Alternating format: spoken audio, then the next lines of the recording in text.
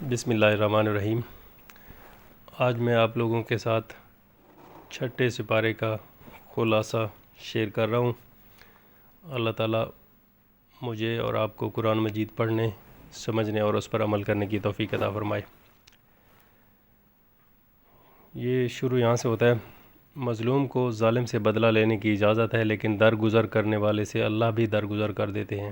جو لوگ اللہ کو مانیں اور رسولوں کا انکار کریں یا کچھ رسولوں کو مانیں کچھ کا انکار کریں، وہ پکے کافر اور ذلت امیز عذاب کے مستحق ہیں۔ اور جو لوگ اللہ اور اس کے تمام رسولوں کو تسلیم کریں وہ کامل ایمان والے ہیں اور قیامت میں اجر و ثواب کے مستحق ہیں۔ اس کے بعد یہود اور ان کی فطری خباثتوں کا تذکرہ کیا گیا ہے۔ یہود مدینہ نے حضور علیہ السلام سے کہا تھا کہ ہم آپ پر اس وقت ایمان لائیں گے جب آپ ہمارے نام پر اللہ تعالیٰ سے ایک خط لے کر آئیں گے۔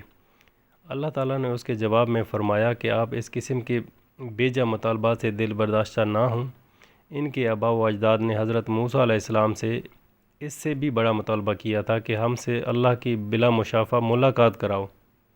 بالمشافہ ان پر ایک کڑک مسلط کی گئی۔ موسیٰ علیہ السلام کو ہم نے واضح دلائل اور معجزات عطا کیے تھے، مگر اس کے باوجود یہ بچھڑے کی پرستش میں مبتلا ہو گئے۔ ان کے سروں پر کوہ طور معلق کر کے ان سے عہد و پیمان لیا گیا۔ انہیں بیت المقدس میں عجز و انکساری کے ساتھ داخلہ کا حکم دیا۔ سنیچر کا دن ان کی عبادت کے لیے مقرر کیا گیا، مگر یہ کسی بات پر بھی پورے نہیں اترے۔ ان کے جرائم کی فہرست بڑی طویل ہے۔ اللہ تعالیٰ فرماتے ہیں ان کی نازیبہ حرکات کی بنا پر اللہ نے ان کے دلوں پر ایسا ٹھپا لگا دیا ہے کہ اب یہ ایمان لا ہی نہیں سکتے۔ انہوں نے عیسیٰ علیہ السلام کے قتل کا دعویٰ کیا، جبکہ یہ عیسیٰ علیہ السلام کو قتل کرنے یا سولی پر چڑھانے میں کامیاب نہیں ہو سکے۔ انہوں نے شبہ کے اندر کسی دوسرے کو پھانسی پر لٹکا دیا اور عیسیٰ علیہ السلام کو اللہ تعالیٰ نے آسمانوں پر زندہ اٹھا لیا۔ اللہ بڑے زبردست اور حکمت والے ہیں۔ عیسیٰ علیہ السلام پر ان کی موت سے پہلے تمام اہل کتاب کو ضرور ایمان لانا پڑے گا۔ ان یہودیوں کے ظالمانہ حرکتوں کی بنا پر پاکیزہ اور حلال چیزوں کو ان پر حرام کیا گیا۔ منع کرنے کے باوجود سود کھانے، لوگوں کا مال ناجائز طریقے پر ہڑپ کر جانے کی وجہ سے ان کے لیے دردناک عذاب تیار کیا گیا ہے۔ لیکن ان میں سے ایسے اعتدال پسند علم فاضل والے بھی ہیں جو علم کے تقاضے پورے کرتے ہوئے اللہ پر اور اس کے نازل کردہ کلام پر اور آخرت پر ایمان لاتے ہوئے اسلام کو قبول کر کے نماز اور زکوٰۃ کی پابندی کرتے ہیں۔ ایسے لوگوں کو ہم عظیم الشان جزا دیں گے۔ پھر اختصار کے ساتھ سلسلہ انبیاء کا تذکرہ کرتے ہوئے فرمایا کہ ہم نے نوح، ابراہیم، اسماعیل، اسحاق، یعقوب، عیسیٰ، ایوب، یونس، ہارون، سلیمان کو نبی بنایا۔ ان سب کو بشیر و نذیر بنا کر ہم نے بھیجا تھا تاکہ لوگوں کے پاس کوئی بہانہ باقی نہ رہ جائے۔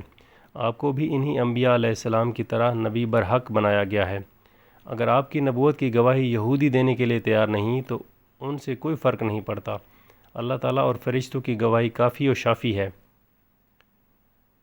اس کے بعد قرآن کریم کا روئے سخن عیسائیوں کی طرف ہو گیا۔ فرمایا دین میں مبالغہ آمیزی نہ کیا کرو، ادب و احترام کے جذبات کو اپنی حدود میں رکھنا چاہیے۔ عیسیٰ علیہ السلام کو اللہ کا کہنا یا اللہ کا بیٹا کہنا کوئی دینداری نہیں ہے۔ عیسیٰ علیہ السلام یا اللہ کے مقرب فرشتوں نے اللہ کا بندہ کہلانے میں کبھی کسی قسم کا کوئی عار محسوس نہیں کیا۔ معبود تو ایک ہی اللہ ہے، وہ اولاد سے پاک ہے۔ اس کے ہاں قرب کا معیار اعمال ہیں۔ جو ایمان اور اعمال صالح کرے گا اسے پورا اجر و ثواب ملے گا، اور اللہ اپنی طرف سے اضافی جزا بھی دیں گے، اور بندگی سے شرم محسوس کرنے والے متکبرین کو دردناک عذاب دے گا، اور اللہ کی گرفت سے انہیں بچانے والا کوئی نہیں ہوگا۔ سورۃ نساء کے آخر میں کلالہ کہتے ہیں ایسی میت جس کے والدین اور اولاد موجود نہ ہوں۔ اس کی وراثت کے باقی ماندہ مسائل کا ذکر کر کے فرمایا کہ تمہیں گمراہی سے بچانے کے لیے اللہ تعالیٰ اپنے احکام کھول کر بیان کرتے ہیں، اور اللہ تعالیٰ کو ہر چیز کے بارے میں مکمل معلومات حاصل ہیں۔ اس کے بعد سورۃ مائدہ شروع ہو جاتی ہے۔ یہ سورۃ مدنی ہے، 120 آیات اور 16 رکوعات پر مشتمل ہے۔ اس سورت میں تشریعی مسائل، چوری، ڈاکہ اور قتل یا زخمی کر دینے کے حوالے سے قانون سازی کی گئی ہے اور قیامت کا تذکرہ ہے، اور یہود و نصارہ کی طرف بھی روئے سخن رکھا گیا ہے۔ سورت کی ابتدا میں ہر قسم کے عہود و مواثق کی پاسداری کا حکم ہے، خصوصاً کلمہ شہادت پڑھنے کی وجہ سے ایمانی بنیادوں پر جو ذمہ داریاں عائد ہوتی ہیں انہیں نبھانے کا حکم ہے۔ ایک موقع پر کافروں نے مسلمانوں کے جانور چھین لیے اور احرام باندھ کر بیت اللہ کی طرف عمرہ کے لیے چل دیے۔ مسلمانوں نے ان پر حملہ آور ہو کر ان سے اپنے جانور واپس لینے کا ارادہ کیا، جس پر اللہ تعالیٰ نے فرمایا، حالت احرام میں کسی پر حملہ در حقیقت شاعر اللہ کی توہین ہے۔ کسی کی دشمنی میں اس حد تک تجاوز درست نہیں کہ تم ظلم و زیادتی پر اتر آؤ۔ تمہیں تو نیک کام میں تعاون اور برے کام میں عدم تعاون کا راستہ اختیار کرنا چاہیے۔ حلال و حرام جانوروں کا تذکرہ اور حالات احرام میں شکار سے ممانعت کا بیان ہے۔ حجت الوداع کے موقع پر دین اسلام کے مکمل اور اللہ کے پسندیدہ نظام حیات ہونے کا اعلان ہے۔ پرندوں، چوپایوں اور درندوں کی مدد سے شکار کے لیے اصول و ضوابط واضح کیے گئے ہیں۔ اہل کتاب کے ذبیحہ کا حکم اور ان کی خواتین سے نکاح کا جواز کا بیان ہے۔ پھر طہارت حاصل کرنے کے لیے وضو اور تیمم کا طریقہ اور اس کے بعض مسائل کا تذکرہ۔ شرعی احکام میں آسانی اور سہولت کے پہلو کو مد نظر رکھنے کی نوید سنائی گئی اور نعم خداوندی پر شکر ادا کرنے کی تلقین ہے۔ حدیبیہ کے موقع پر کافروں نے حملہ آور ہونے کا پروگرام بنایا۔ اللہ تعالیٰ نے انہیں مروب کر کے حملہ کرنے سے باز رکھا۔ اس انعام میں خداوندی کا شکر ادا کرنے اور توکل کا اہتمام کرنے کی تلقین کی گئی ہے۔ اس کے بعد اہل کتاب کا تذکرہ کیا گیا ہے اور اس ضمن میں فوجداری معاملات کے لیے قانون سازی بھی کی گئی ہے۔ یہودیوں کو یاد دلایا گیا ہے کہ ان کے آباء و اجداد کو عہد و میثاق کا پابند بنا کر ان کے 12 قبیلوں پر 12 نگران مقرر کیے گئے تھے، مگر انہوں نے عہد شکنی کی، جس کی وجہ سے وہ سنگ دل ہو گئے اور اللہ کے کلام میں رد و بدل اور خیانت کے جرم میں مبتلا ہو گئے۔ عیسائیوں کو بھی عہد و پیما کا پابند بنایا گیا، مگر وہ بھی عہد شکنی کے مرتکب ہوئے، جس کی نحوست اور برے اثرات نے ان کے اندر بغض و عداوت کی خطرناک بیماری پیدا کر دی۔ اہل کتاب سے خطاب ہے کہ تمہارے پاس ہم نے اپنا رسول بھیج دیا ہے جو تمہاری خیانتوں پر تمہیں مطلع کرتا ہے اور نور، ہدایت اور کتاب مبین لے کر آیا ہے۔ اس کی اتباع سے تم سلامتی کے راستے پا سکتے ہو اور کفر کی ظلمتوں سے نکل کر ایمان کی روشنی میں صراط مستقیم پر گامزن ہو سکتے ہو۔ عیسائیوں کے الواحیت مسیح کے عقیدہ کی مدلل تردید اور یہودیوں کے من گھڑت عقیدہ پر گرفت کہ اگر وہ اللہ کے بیٹے اور محبوب ہوتے تو اللہ انہیں عذاب میں کیوں مبتلا کرتے۔ حضرت موسیٰ علیہ السلام کا تذکرہ ہے کہ انہوں نے اپنی قوم کو جہاد کے لیے تیار کرتے ہوئے فرمایا کہ اللہ تعالیٰ نے تمہیں مذہبی اور سیاسی قیادت کے منصب پر فائز فرما کر تمہارے خاندان میں انبیاء اور رسول اور بادشاہ و مالوک پیدا کیے۔ تمہیں بیت المقدس کو املاکہ کے قبضہ سے آزاد کرانے کے لیے پیش رفت کرنی ہوگی۔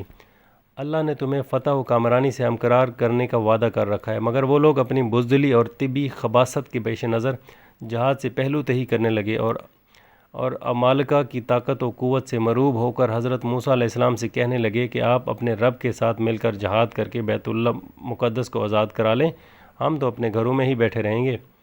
پھر اللہ تعالیٰ نے آدم علیہ السلام کے 2 بیٹوں کے باہمی اختلاف اور ان کی قربانی کا تذکرہ کر کے بتایا ہے کہ خیر و شر کی قوتیں روز اول سے باہم دست و گریباں ہیں۔ اللہ تعالیٰ متقی کی قربانی قبول کیا کرتے ہیں۔ قابیل دنیا انسانیت کا پہلا قاتل ہے جس نے اپنی ضد اور عناد کی خاطر اپنے بھائی حابیل کو قتل کر دیا۔ دنیا میں قیامت تک جتنے قتل ہوں گے ان کا گناہ قاتل کے ساتھ ساتھ قتل کی طرح ڈالنے والے پہلے قاتل قابیل کو بھی ملے گا۔ اور یہ ضابطہ بھی بیان کر دیا ہے کہ انسانی جان اللہ کی نگاہ میں اس قدر اہمیت کی حامل ہے کہ ایک انسان کے قتل کا گناہ پوری انسانیت کے قتل کے برابر ہے، اور کسی انسانی جان کو بچانے کا اجر و ثواب پوری انسانیت کو بچانے کے برابر ہے۔ اسلامی حکومت کے باغی اور ڈاکو چونکہ معاشرہ میں بدامنی اور فساد پھیلانے کے مرتکب ہوتے ہیں، اس لیے انہیں ملک بدر کر دیا جائے یا مخالف سمت کے ہاتھ پاؤں کاٹ کر پھانسی پر لٹکا کر قتل کر کے ان کے وجود سے اسلامی سرزمین کو پاک کر دیا جائے۔ یہ تو دنیا کی رسوائی ہے، آخرت میں بھی ان کے لیے عذاب عظیم ہے۔ البتہ گرفتاری سے پہلے اگر تائب ہو کر اپنی اصلاح کر کے ان جرائم سے باز آنے کی ضمانت دیں تو انہیں معافی دی جا سکتی ہے۔ اہل ایمان کو تقوی پر کاربند رہنے، اللہ کا قرب حاصل کرنے کے لیے اعمال صالحہ کو وسیلہ بنانے اور جہاد فی سبیل اللہ میں معروف ہو کر فلاح و کامیابی حاصل کرنے کی دعوت ہے۔ چور کے ہاتھ کاٹنے کا حکم دے کر چوری کے سدباب کا بہترین انتظام کیا ہے کہ ہاتھ کٹ جانے کے بعد وہ چور بھی اس جرم سے تائب ہو جائے گا اور دوسرے چوروں کے لیے بھی عبرت کا سامان پیدا ہو جائے گا۔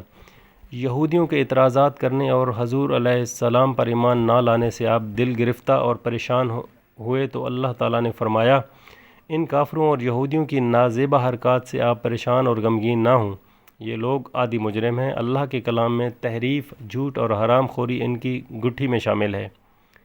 یہ ایسے لا علاج مریض ہو چکے ہیں کہ اللہ انہیں پاک و صاف کرنا ہی نہیں چاہتے۔ دنیا میں ذلت اور آخرت میں عذاب عظیم ان کا مقدر بن چکا ہے۔ پھر فوجداری قانون بیان کر دیا کہ جان کے بدلے جان، آنکھ کے بدلے آنکھ، کان کے بدلے کان، دانت کے بدلے دانت ہوگا۔ لیکن اگر کوئی متاثر فریق درگزر اور معافی کا فیصلہ کرتا ہے، اللہ تعالیٰ اس کے لیے گناہوں کی معافی کا وعدہ کر رہے ہیں۔ اللہ کے بنائے ہوئے قوانین کی مخالفت کی نوعیت دیکھتے ہوئے ان پر عمل درآمد نہ کرنے والے کافر و فاسق ہیں۔ قرآن کریم سابقہ کتب سماویہ کی تعلیمات کا جامع اور محافظ ہے، لہٰذا حضور علیہ السلام کو حکم دیا گیا کہ یہود و نصارہ کی خواہش کے مطابق قرآنی نظام سے انحراف نہ کیا جائے۔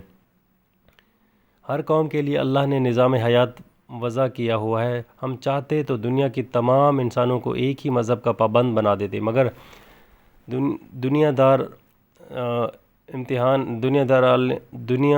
الامتحان ہے، اس میں کیے جانے والے پر ہی اخروی جزا و سزا کا انحصار ہے۔ اس لیے ہر شخص کو اعمال صالحہ میں سبقت لے جانے کی کوشش کرنی چاہیے۔ انسانوں کے وضع کردہ قوانین جاہلیت پر مبنی ہوتے ہیں جو فسق و فجور کی ترویج کا باعث ہوتے ہیں۔ یقین و ایمان کے حاملین کے لیے اللہ سے بہتر قانون سازی کون کر سکتا ہے؟ یہود و نصارہ سے تعلقات ایمان کے منافی ہیں۔ اہل کتاب سے دوستی چاہنے والے قلبی مریض ہیں۔ دنیا کا عارضی نفع و نقصان ان کے پیش نظر ہے۔ یہ سمجھتے ہیں کہ یہود و نصارہ کی مخالفت سے ہماری معیشت تباہ ہو جائے گی، حالانکہ اللہ تعالیٰ اہل ایمان کو غلبہ عطا فرما کر ان کے معاشی حالات درست فرما سکتے ہیں، جو ان کے حمایتوں کے لیے ندامت اور شرمندگی کا باعث ہو سکتا ہے۔ اگر کوئی اسلامی نظام حیات کو چھوڑ کر مرتد ہو جائے تو اس سے اسلام کی حقانیت پر کوئی اثر نہیں پڑتا۔ اللہ ایسے لوگوں کو منظر سے ہٹا کر کسی دوسری قوم سے اپنا دین کا کام لے سکتے ہیں۔ وہ لوگ آپس میں محبت کرنے والے، اپنے مسلمان بھائیوں کے لیے نرم گوشہ رکھنے والے، کافروں کے لیے سختی کرنے والے، جہاد فی سبیل اللہ میں سر دھڑ کی بازی لگانے والے اور کسی کی طعن و تشنیع کو خاطر میں لانے والے نہیں ہوں گے۔ اہل کتاب کو مسلمانوں سے دشمنی کی وجہ صرف ان کا اللہ پر ایمان اور آسمانی نظام پر غیر متزلزل یقین ہے۔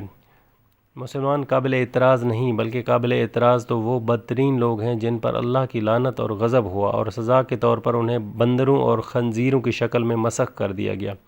یہ لوگ اس حد تک ہٹ دھرمی اور ضد میں مبتلا ہو چکے ہیں، اللہ پر اعتراض کرنے سے بھی نہیں چوکتے۔ یہ کہتے ہیں نعوذ باللہ اللہ بخیل ہے، اس کے ہاتھ بندھے ہوئے ہیں۔ ہاتھ تو ان کے بندھے ہوئے ہیں اور ان کی زبان درازی کی وجہ سے ان پر لعنت کی گئی ہے۔ اللہ کے ہاتھ تو کھلے ہوئے ہیں، وہ جیسے چاہتا ہے اپنے بندوں پر خرچ کرتا ہے۔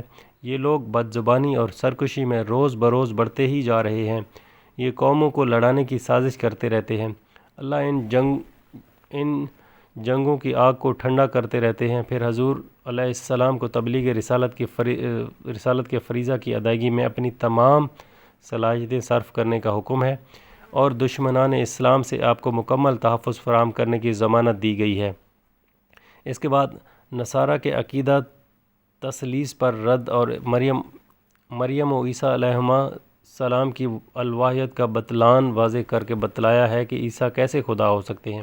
وہ تو اپنی والدہ مریم کے ہاں پیدا ہوئے اور وہ دونوں کھانے پینے کے محتاج ہیں۔ بنی اسرائیل کے معلوم قرار پائے جانے کی وجہ ممنوعات و محرمات سے اجتناب نہ کرنا ہے۔ نصارہ کے مقابلے میں مشرکین اور یہود مسلمانوں کے ساتھ زیادتی دشمنی رکھتے ہیں۔ یہ تو تھا جی چھٹے پارے کا مختصر خلاصہ۔ اب اس میں جو اہم پوائنٹ ڈسکس کیے گئے ہیں وہ درج ذیل ہیں۔ دوسروں کی غلطی کو اچھالنے سے بچنا ہے کیونکہ اللہ کو پسند نہیں۔ اللہ نے ہر نبی کا ایک مقام متعین کر دیا ہے، ان میں تفریق سے بچنا چاہیے۔ اہل کتاب کی طرح حرام کو حلال نہیں کرنا ورنہ دنیا میں بھی سزا ملے گی۔ افراط و تفریق کی ہر روش سے بچتے ہوئے اعتدال اختیار کرنا ہے، اصل دین ہے۔ اللہ کو اس کے اصل مقام الوحید اور عیسیٰ کو ان کے مقام رسالت پر رکھنا ہے۔ تثلیث کی نفی کرنی ہے۔ اللہ کے حکم پر عمل کرنے کو عار نہیں سمجھنا، نماز، زکوٰۃ، حجاب کے معاملے میں شرمندہ نہیں ہونا، اللہ سے کیے ہوئے سب وعدے پورے کرنا ہے اہل ایمان کے لیے ضروری ہے۔ جھوٹ، چوری، زنا، غلط دوستیوں پر کسی کا ساتھ نہیں دینا، لیکن نیکی اور بھلائی میں بھرپور تعاون کرنا۔ حرام کھانے مثلاً مردار خون، خنزیر، غیر اللہ کے لیے یا آستانوں کا ذبیح، درندے کا شکار وغیرہ، پانسوں یا کسی بھی ذریعے قسمت کا حال یا غیب کی خبر معلوم کرنا حرام ہے۔ دین مکمل ہو چکا ہے، اس میں کسی چیز کی گنجائش نہیں۔ جو پہلے دین تھا وہی آج بھی دین ہے۔ طیب کھانا پینا اور پاکیزہ عورتیں حلال ہیں، خواہ اہل کتاب کی ہوں یا اہل ایمان کی۔ وضو نماز کے لیے ضروری، اللہ کی قربت، اعضاء کے چمکنے اور گناہ دھلنے کا ذریعہ۔ پانی نہ ہو تو تیمم کی سہولت ہے۔ دشمنی میں بھی عدل نہ چھوڑنا متقی ہونے کی علامت ہے۔ اقامت الصلاۃ، ادائے زکوٰۃ، ایمان بالرسول، اللہ کو قرض حسنہ دینے سے برائیاں دور ہوں گی اور جنت ٹھکانہ ہوگی۔ نیکی کے خیالات بے مقصد نہیں ہوتے، اس لیے نیکی کسی موقع کو انکار کر کے گنوانا نہیں ہے۔ حسد بری بلا ہے، جس نے بھائی کی جان لینا آسان کر دیا، خود کو حاسدین میں شامل ہونے سے بچانا ہے۔ نیک اعمال کے ذریعے اللہ کا قرب حاصل کرنا ہے اور کامیابی کے لیے مزید کوشش کرتے رہنا ہے۔ سچی دوستی اللہ اور رسول اور اہل ایمان سے رکھنی چاہیے، دین کو کھیل بنانے والوں اور کفار سے نہیں۔ دین سے رود گردانی کی سزا اللہ یہ دیں گے کہ ان لوگوں کو ختم کر کے نئے لوگوں کو دین دیں گے جو اللہ سے محبت کریں گے اور اللہ ان سے محبت کرے گا۔ نصارہ کی تعریف ان کے تکبر نہ کرنے کی وجہ سے کی گئی ہے۔ تکبر اللہ کو سخت ناپسند ہے، لہذا تکبر سے اجتناب ضروری ہے۔ آئیے اللہ نے جن حرمتوں کی پاسداری کا حکم دیا ہے ان کا لحاظ کریں۔ اللہ تعالیٰ مجھے اور آپ کو قرآن مجید پڑھنے، سمجھنے اور اس پر عمل کرنے کی توفیق عطا فرمائے۔ جزاک اللہ۔